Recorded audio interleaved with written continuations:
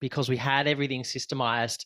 We had an onboarding process that was able to take hungry talent and turn them into great world-class web developers. And so that's what systems and processes allow you to do. Hello, it's Dave, and I've got a fantastic interview for you today. I just recently ran a mastermind and BPO tour, which is business processing outsourcing over in the Philippines. I had 10 of our clients come over for that, and we talked about what is possible when building teams out of the Philippines. We covered the culture and where people go right, where people go wrong. And having sort of been in the space and building teams out of the Philippines for 20 years now, I've always felt that it's been one of our competitive advantages. I think large multinational companies have been doing it for years, and with a lot of the changes in technology, it's just getting easier for small businesses to be able to access it. Now, unfortunately, our calendars didn't quite align for our guest today, Kody Thompson, to join the mastermind. He runs a BPO called Wrkpod out of Dumbageti in the Philippines, but he was able to send Cybel from his team who joined us, and it was a great presentation. I know the group got a lot from it. I wanted to continue that conversation as we really start to explore the crossover between offshoring processes and AI. Again, I feel like when you combine those three together, there is an opportunity for small business owners to get a real competitive advantage. And I couldn't think of anyone better to explore that with than Kody. So, welcome, Kody. Thank you, buddy. Appreciate it. Perhaps just to start, if you can tell us a little bit about you guys and WorkPod and the work that you do and whom you serve. Yeah, so Wrkpod started a couple of years ago. It was sort of out of I guess I had spare desks in my own office. I was in the process of scaling a web development company, and we had just finished fitting out our own facility, and I had about 60 spare desks in my building. And over the years, I'd had lots of people ask me, how I had gone about hiring staff in the Philippines, and we'd done it a little bit differently. We hadn't used a BPO.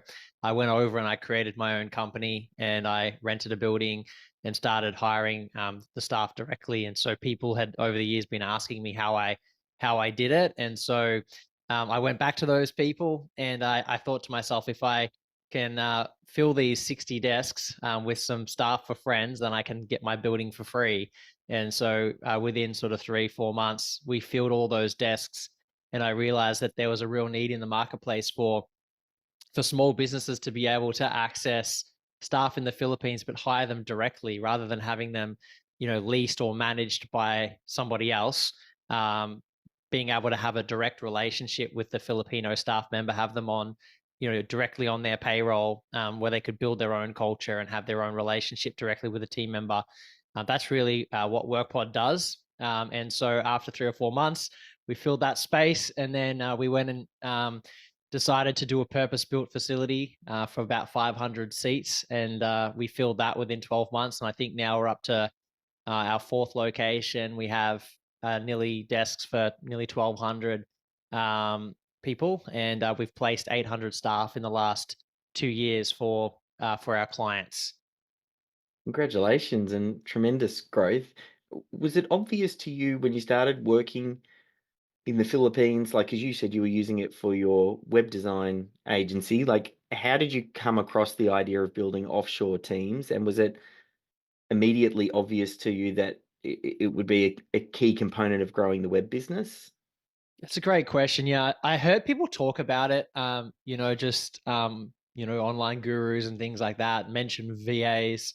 And then early on in my journey, I'd probably been only in business for like 12 months. And when I say in business, I was a freelance graphic designer, so it was just me.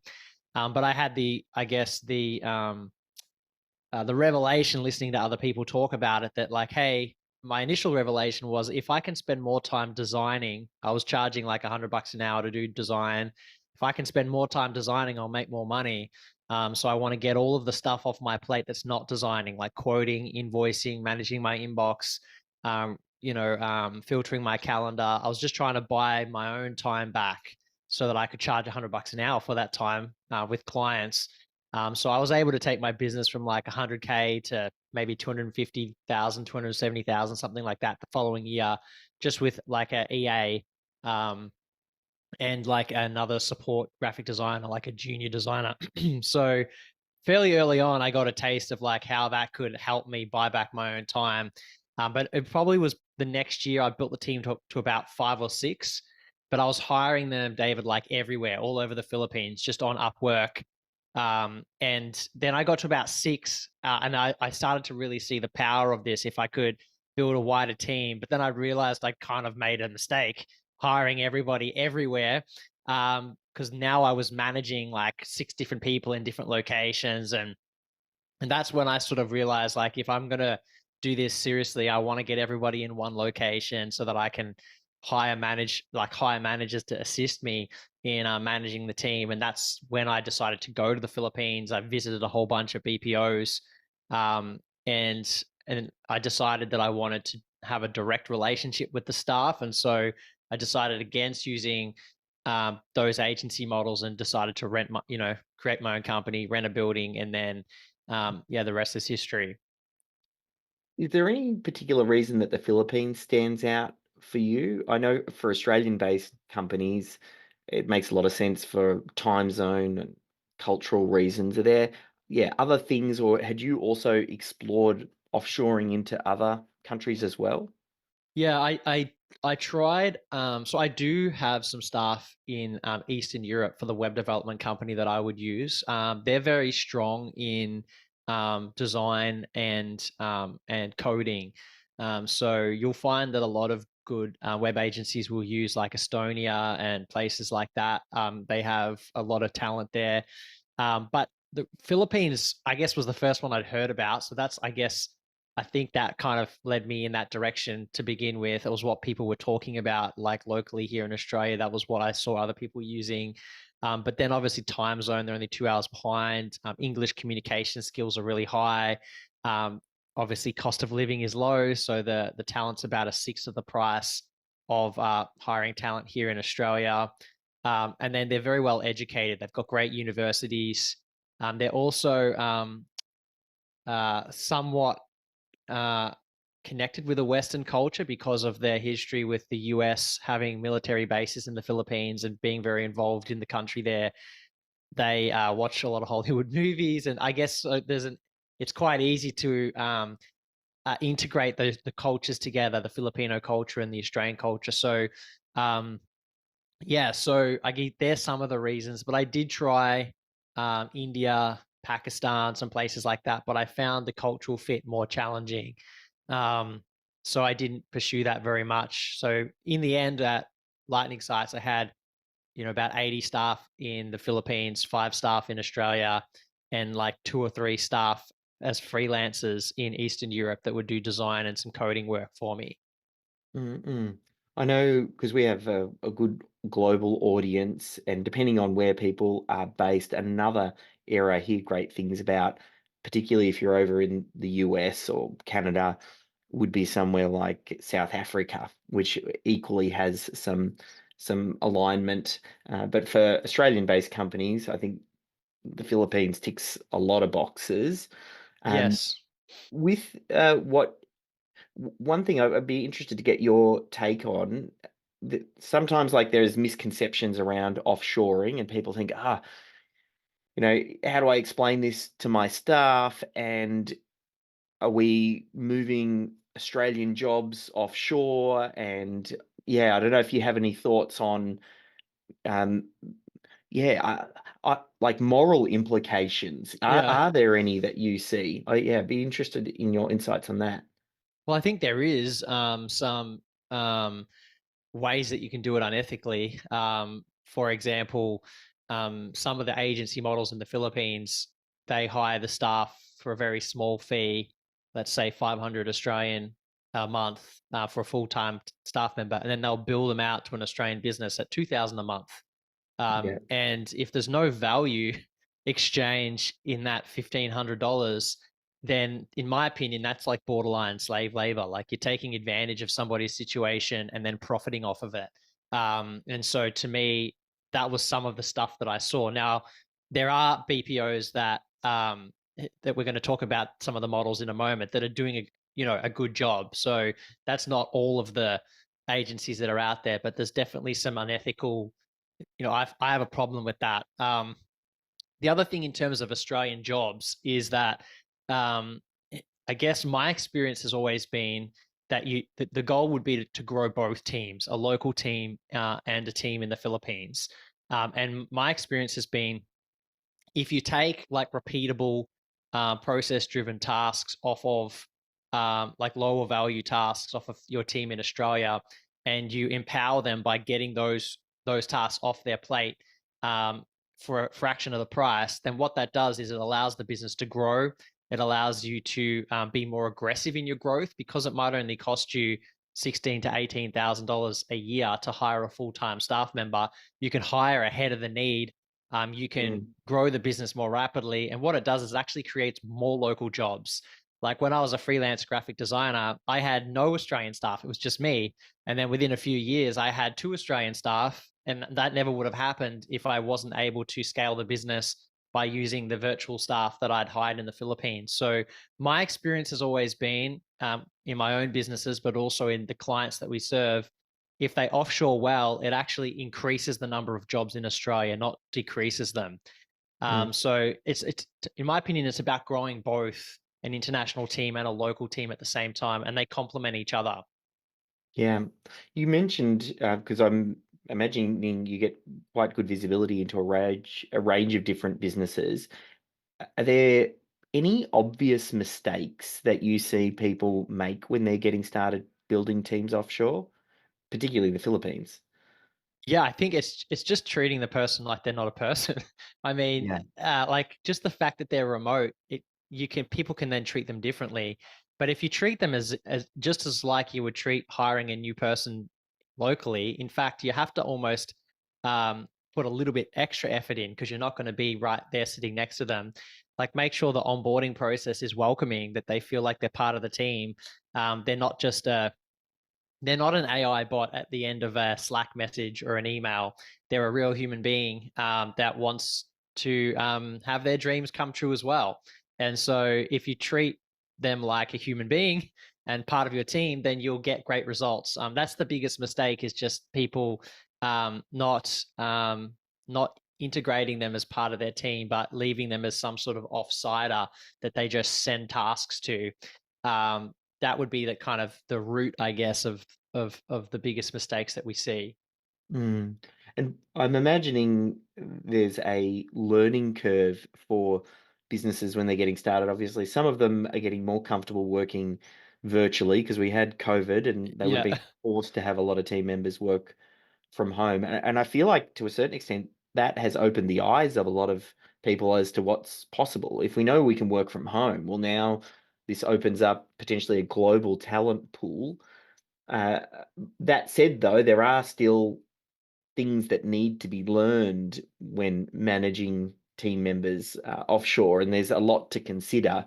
Yeah, I don't know if there's any equally where you see people go wrong. We can touch on maybe the different ways that you can work offshore. Like some people can recruit going through Upwork, and you mentioned working sort of freelance and recruiting people all over the place. And then there's seat leasing, where you recruit a seat through a facility where you're paying for the equipment and some of the infrastructure. And then there's agent leasing where it can be fully managed. And there's like everything in between, a full Right. gamut of things. But I'm wondering, yeah, your thoughts on that and how you guide people through depending on their skill level and what they're learning and how they're getting started offshoring.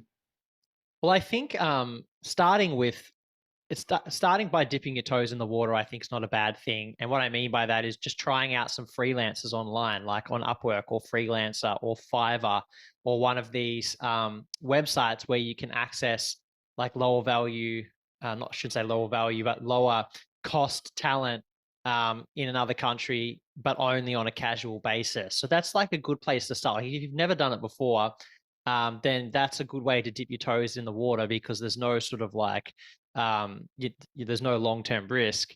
It obviously is very time intensive, and that's the downside of the freelance model. Firstly, it's time intensive. You got to like trawl through applicants for the roles. That takes hours and hours. And then the other downside is that you pay casual rates. These freelancers online, they're not paying you the same rate as you would get if you were hiring a full-time staff member. Just like in Australia, if you were a casual worker, you charge 3 or 4 times the amount because you don't get sick leave, you don't get like ongoing security for the role. So if you find people on those sites, you're paying a casual rate.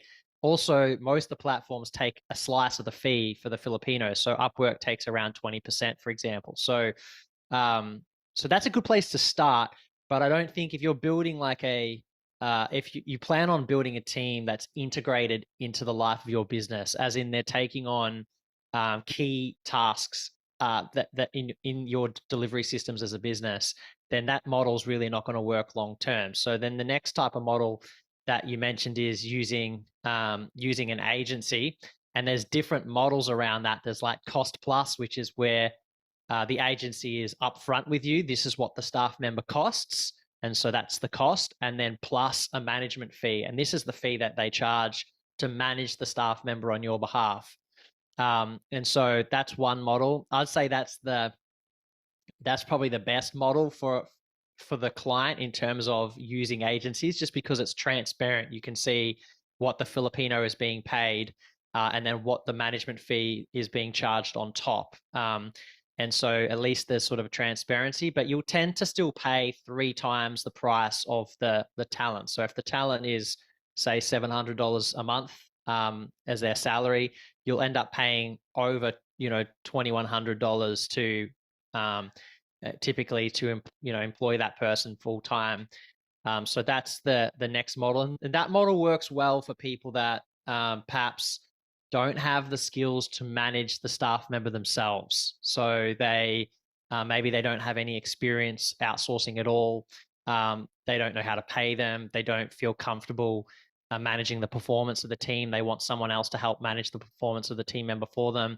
They don't want to train them. They want somebody else to train them. That's kind of, I guess, where I think that model works. Or if there's maybe large companies that are wanting to build like a large team quickly, and they would rather, sometimes it's for insurance reasons, or like they have to have an arm's length in terms of the employment. So some businesses, say for example in the medical space, I own another company called GP Hero, which works with medical clinics, and medical clinics really can't employ them directly due to their accreditation and insurance requirements. So they need to use an agency model. So there's sometimes that model works the best. And then our model is kind of like sits in between those two, which is where we help our clients find the staff, we provide them with the infrastructure, but then we set the contracts up directly between the client and like our client and the Filipinos. So they employ the staff directly. But our model works for people that are wanting to build an internal team, like they're wanting to build a team that they hire directly. They want to be in control of what they're paid, but they need to be able to do the training, onboarding, and managing of performance themselves, because that's not what Wrkpod does. We provide a whole bunch of support resources like online courses, and we have HR support. We have software that they can use to track their time. We have all of the tools, but the employer is still the one in control of the performance of the talent. But when they hire with Wrkpod, it's like about half the price of what they would pay if they went down, say, an agency model. So there's, I guess, there's 3 different ways. Ours is really good for people that are wanting to be very hands-on, whereas the agency model might be better for people that are wanting somebody else to manage a large chunk of the responsibility of growing the team.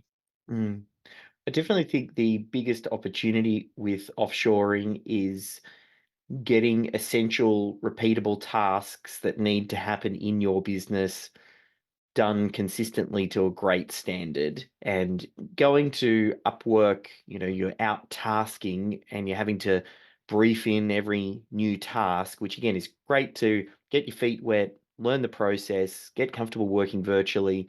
Once you figure that out, and then you realize, well, what we actually want to do is build a team that gets to know the way that you like things done and learns your process. That's why, and you touched on it earlier, I definitely think it's one of those missing elements for a lot of small business is how they think about and handle process. Not only are the Philippines-based team members, a lot of them are very process driven.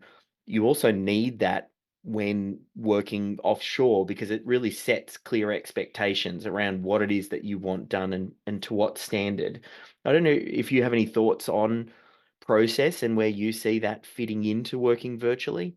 I think it's critical. I don't think not just virtually. I think in any business, like if you have your systems locked up inside your people, then that's very dangerous. You have a huge amount of key person risk. Like if you've got like one person in your business that knows how to do ABC and they've never documented it, then there's a huge amount of risk. And it's not likely that you'll be able to be efficient, and streamline how you do things. So if you want to drive higher profits, if you want to have a more streamlined operation, it also allows you to hire staff and train them up faster. You can typically hire lower cost staff as well, the better your systems are, because you don't have to hire experts in.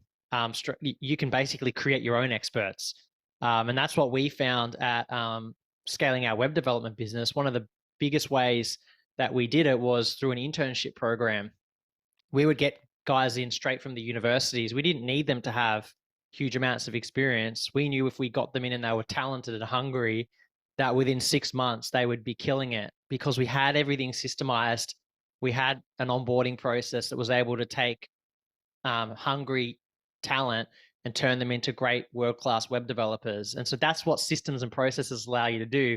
Whereas some clients come to us and they want to do the same thing that I did at Lightning Sites, but they'll be like, go and find someone for us with 8 years experience. And I have to try to educate them around like, hey, that's not going to work. Like we're not going to just find 15 web developers, that are just going to land in our lap when we do recruitment. Like you have to think about this more strategically. You've got to build processes. You've got to build a training program. Then we find the talented, hungry people. We run them through your training program. Like you can then create your own superstars. And that's one of the things that without processes, that's impossible.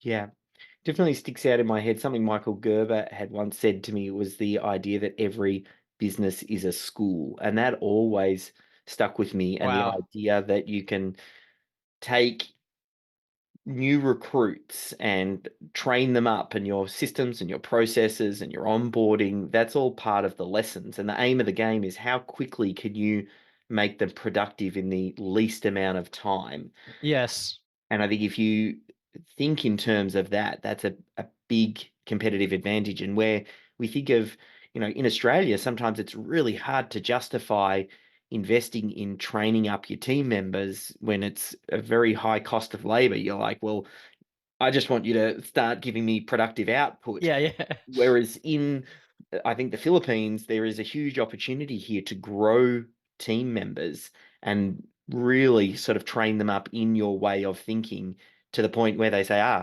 this is how we do things here, which is really the magical words all business owners should be wanting to hear their team members say. But it's to get there, you need to teach as a school. I think if anything, someone heard that from what we just talked about, that's a huge takeaway. Yeah, it takes long-term thinking though. That's the challenge I've always felt when because I've tried to get that point across so many times to clients, sometimes successfully, but many times not, because people are often looking for the easiest solution. Mm. Like, but the best long-term solution, it's like that you would hear this all the time where people say it's faster if I do it myself. And it's like, yeah, it's faster the first time. And what about the second time and the third time and the fourth time you have to do that task? It's that same attitude that can come across into the whole organization where it's like, well, it's not faster for me to train the staff. It's faster for me to go and recruit someone with 10 years experience. But it's like, yeah, but then they come with baggage. Yeah, They also come with culture and stuff that is not going to fit in your business. Whereas if you can, my opinion's always been to hire the talent fairly raw. And just, it's really just, does the person have great values? Are they smart? Do they have the cultural fit? And then if they do, it's like you said, running them through the school, to produce the talent that you want, and they stick around in the business a lot longer. They're mm, cheaper to employ. They fit culturally better. They're better culture builders themselves when you grow them and you grow yeah, leadership internally. So there's so many benefits, but it's not easier. It takes yeah, longer, but the rewards are much higher. yeah. There's definitely compounding effect that happens there. And sometimes you don't notice the wins and the growth early on, but then if you get it right, it does a hockey stick. Yeah, And that's because all of those wins start to build on itself. And I see like a few of these things. We talked about that intersection of offshoring, process, and AI, and getting all of this right and then stacking these wins on top of each other. I'd be interested in your thoughts on where you're seeing the industry change and how AI is impacting and empowering team members as well. yeah. I mean, there's with the release of the custom GPTs, the ability to basically build and train your own AI agents, if you will. I see it as an amazing opportunity to empower. AI right now is, yes, it's replacing certain, I guess, roles in organizations, but there's still a requirement for smart human beings to implement. Like a lot of the AI tools are not going to implement themselves in your business. They need a savvy person to be the implementer. And so that's where I see AI can be very useful. Like in every role in our organization, how can we utilize AI to do our roles more efficiently? And so when it comes to offshoring, what it allows you to do is, in my opinion, you should automate first. If the task or process can be automated, it should be automated. And then if it if it can't be automated, can it be supplemented with AI? And then if so, can we get an offshore person to do the management of the task and the implementation assisted with AI? And then you just keep going down the line until your most strategic thinking has to be done by your most strategic and smart people in the organization. And so you're kind of just trying to find the most efficient, effective way. And AI is going to be so important in that now, because a lot of the tasks that traditionally would have taken a long time to do, supplemented with AI tools, you can achieve those tasks a lot faster. Like even from a graphic design standpoint, a simple thing like cutting the background out of an image, that used to, when I started in graphic design, I'd have to zoom in and literally clip around the figures. Now I can click a button and it's boom, removes the background. So that's what AI is allowing us to do, but on a much larger scale. I got to edit an audio podcast. I want to get all the ums and ahs out. You used to have to go through, trim out all the ums and ahs. Now you press a button, boom, all the ums and ahs just disappear. So those types of tools are just making everything that we do, the ability to do it much faster. So um, yeah, like you said, if you got processes, um, people, and AI working together, you can find ways to implement the AI to make the processes faster, more efficient. It's a very exciting time to be building companies. Yeah, I feel like it doesn't, as we talked about, probably doesn't replace the need for great staff. It just means that those great staff can work more efficiently and work on higher value tasks. And I remember having that moment when I first started using ChatGPT, and you realize that you still need someone who can spot what great quality output looks like, so that you can go back to ChatGPT and ask the questions to refine to get the appropriate output. It doesn't make, you know, low quality team members superhuman because they still don't know what great output looks like. So you still want to be training up and growing great team members, and these tools just make them get better output faster. Yeah, because you got to know how to prompt the tools to get the best results. The cool thing about the custom GPTs is you can build the prompting into them.